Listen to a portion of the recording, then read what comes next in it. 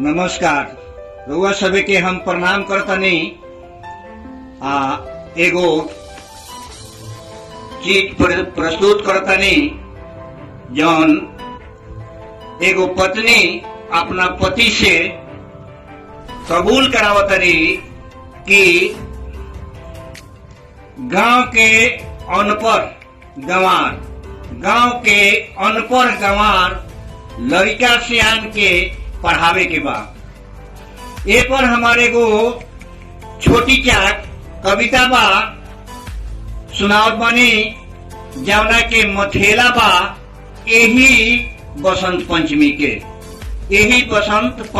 के साथे साथे हम एक गांव के हम प्यारेपुर ग्राम में बानी, अपना गांव में बानी। एक गांव के नवयुवक लोग के हम समझावतनी कि नशा एगो बहुत बड़ा खराब चीज बा जौना से आदमी के विनाश, धन के विकास, हर चीज के विनाश हो जाला। तो आज हमारे देश के विकास करे खातिर लोग सब चीज कर रहल बा, लेकिन हमनी का दुए गो चीज पर ध्यान देवे के बा कि नशा के आज से माँ सरस्वती के विद्या के देवी के समक्ष प्रतिज्ञा करे के बा कि नशा छोड़ देवे के बा। विकास के सबसे जड़ बा शिक्षा जरूरी बा, जौना से आज हम पूरा दुनिया के विकास कर सकतानी। अपना देश गांव क्या कौन चीज ऐसे हम लोग का सामने सरस्वती जी के मुख्य उद्देश्य बा कि लड़कन के पढ़ावल जाओ, शिक्षा के आगे बढ़ावल जाओ। यही पर एगो हमार छोट क्या कविता बा जौना के मथेला बा यही बसंत पंचमी के तो सुने के हमार बलमू अब की करीना परनवा यही बसंत पंचमी के धरब ध्यानवा, यही बसंत पंचमी के धरब ध्यानवा। हमार बलमू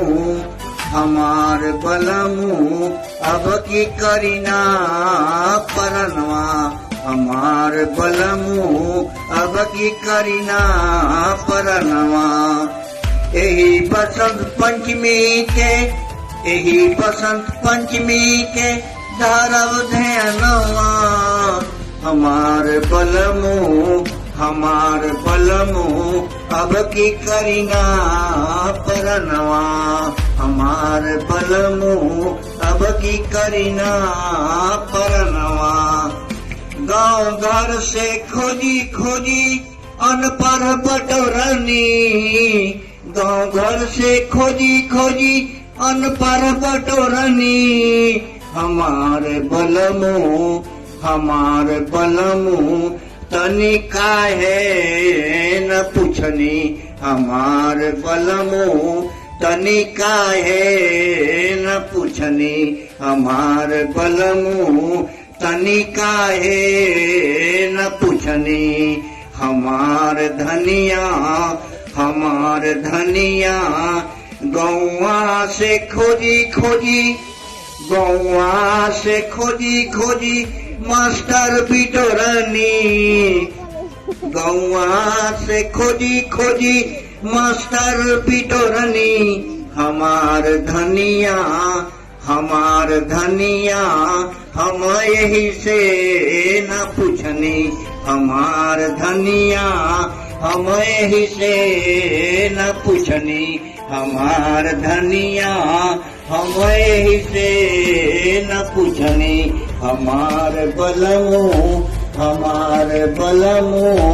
अब की करीना परनवा, हमार बलमू अब की करीना परनवा।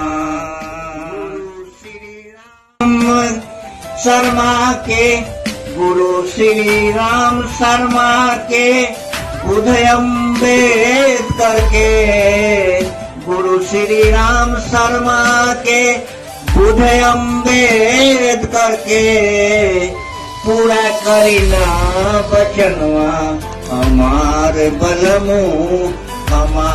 बलमो अब की करीना परनवा हमार बलमो अब की करीना परनवा हमार बलमो अब की करीना परनवा फुलवा के चुनी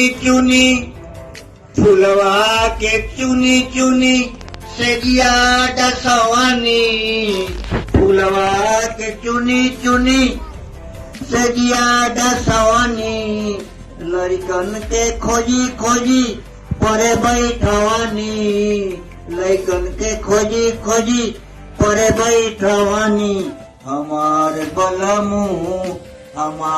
बलमू रात काहे नयनी हमार बलमू रात काहे नयनी हमार बलमू रात काहे नयनी